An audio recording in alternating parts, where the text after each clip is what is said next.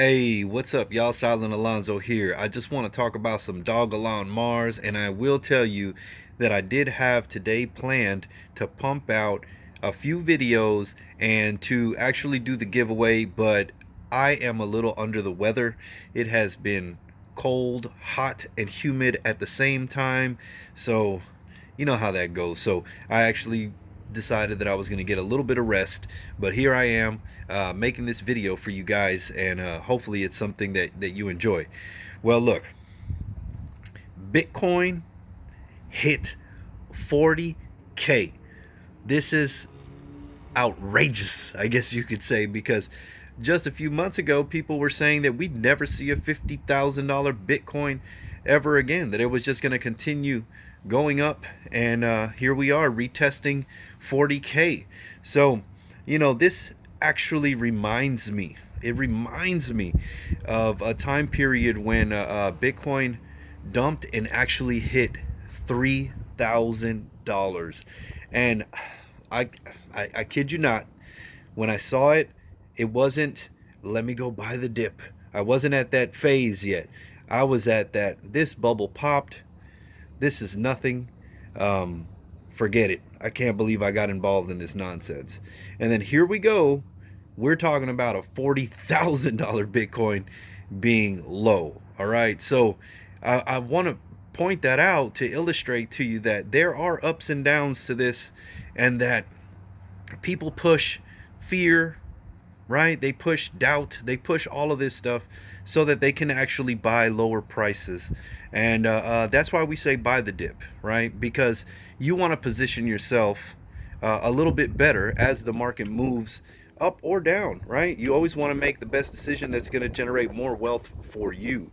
So, when I see this, it's kind of like, man, is this one of those moments where we're looking at a $40,000 Bitcoin, and a couple years later we're going to be looking at it and be like, wow, we should have got it.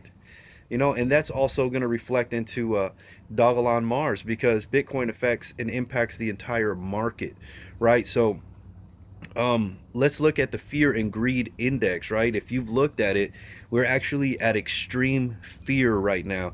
And this is usually when people, swoop in and buy the bottom, and then we get some price action that goes upward, right?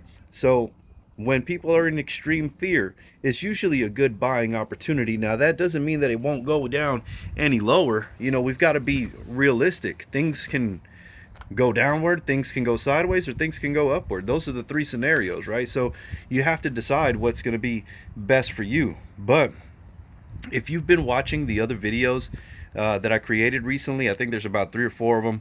And if you go and watch them, I spoke about something called a Hail Mary order. Now, if you would have placed that Hail Mary order, right, which is putting an order maybe a little too far low, it's almost like unrealistic that you'll actually get it, right? That's the Hail Mary order. And if you would have done it on that day, you probably would have been able to get Elon at the low, which is 11.99. Okay, so you would have been able to get it at that point. I think we're in the mid 1200s right now. Before I started recording this, that's where we were at. But you have to utilize that strategy where you buy it because it is lower than it was yesterday, but you set a percentage of what the total amount you were going to spend to buy it a little bit lower, even if it's unrealistic, because you might hit it. Like, look right now, we might hit it, and then tomorrow may be a whole different story. We may just pump all the way up. I mean, who knows, right? This is the way this market is. This is the way crypto and even stocks are, right? So you have to be prepared for all scenarios, right? So, I'm going to go a little deep on this one, right? Because, and I think most of us are going to agree with this. If you were holding while it was in the 900 range, right, the 1000 range, and you saw it pump up to the 1800 range, right, I bet a lot of us are wishing that we would have sold a portion, right, or all of it, right, and then rebought now, right? It always sucks, right? It always sucks when you think about it, because in retrospect, that would have been a great move. Could you have predicted this, right? Could you have foreseen that we were going to go back down? But at that time, we were being listed on different exchanges. We were doing a lot of stuff, right? Bitcoin wasn't dumping on us like this, right? So we didn't actually take advantage of that because we didn't have, we couldn't see the future. But my reason for bringing that up is basically this. There has been many times where I have been trading a token. I'm trading it, right? I'm making 20%, I'm doubling, I'm making 50%, I'm buying back in when it dips, and I'm doing this, right? And then eventually it gets away from me, right? Eventually it shoots up to a point where it would have been better had I been holding it, right? And this is just me bringing it to your attention, because sometimes it is better to hold. Sometimes trading can be profitable, but there are those times where you trade something that you really wish you would have held on to, and then next thing you know, it's gone, right? It's too high, right? And that happened several times. That happened to me several times, right? Because you're always trying to make a little something. But with this project in particular, I am not trading it at this point. If anything, I'm adding to my position when it does dip. And I just want to give you that part of my experience, that if you trade it, there may be that one time where you're trying to buy it when it dips and it doesn't dip anymore. It goes up, and then now you're like, wow, I'm waiting for it to dip again so I can buy it, and guess what? It's gone. It's gone. It's up there. And that happened it happened to me with several other tokens. And I think I have a video with the cover that says, don't make this mistake. Go in there and you'll hear some specifics on the story of what happened to me on that particular story, right? So, don't lose your position trying to make a few percentages when at the end of the day, we could be looking at, eating up a 0 or 2 zeros or whatever, right? You don't want to lose your position, right? Because it's actually a good buying opportunity, not really a trading opportunity. You definitely don't want to sell it under what you paid for it, right? So that's a good way to implement the Hail Mary order. If you see it kind of moving in a downward trend, well, put an unrealistic order and see if you get it, because sometimes you will. I remember there was a flash crash on Bitcoin. Man, I don't even remember where it was at, but it flash crashed to 8,000. Imagine if you had an unrealistic order of an $8,000 Bitcoin, and I don't know if you would have got it, but I mean, imagine if you did, right? So that's what the Hail Mary order is about. So don't get pushed out. The good news is that even though we are dealing with this type of Bitcoin, Bitcoin is kind of rebounding a little bit. I see it go. I think it's at 42K. So it is rebounding a little bit. I don't know what's going to happen tomorrow, but we do have more holders, which is, it's so cool, right? Because we've got 125,250. So every day we're adding more holders. More people are interested in this.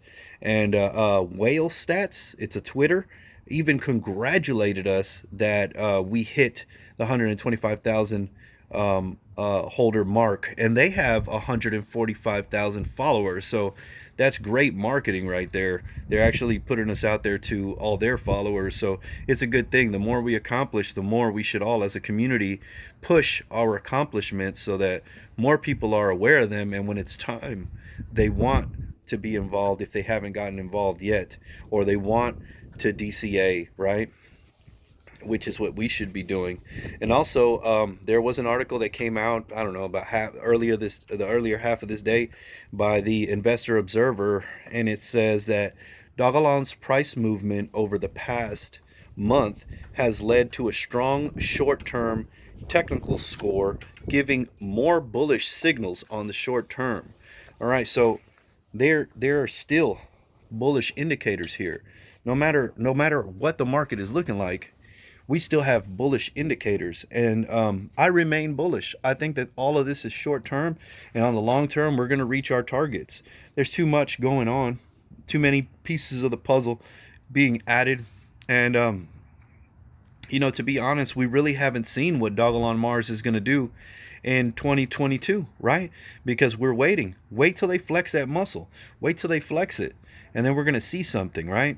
So I I'm pretty sure, I'm pretty confident that when this market starts moving toward the upside, I think that Dogelon Mars is going to have a major, major move to the upside. Not financial advice. It's just what I see, because in the face of a $40,000 Bitcoin, it still managed to stay above, certain levels that it's impressive to me that we have been and we are able to hold these levels in a $40,000 Bitcoin. If you go back and you go to everybody that was doing chart analysis maybe about a month ago, you'll see that when they were talking about it possibly retesting a 40K, they were talking about that Dogelon Mars and all these other coins were going to be way under, like, in the 700 range, and this is in that 500 range.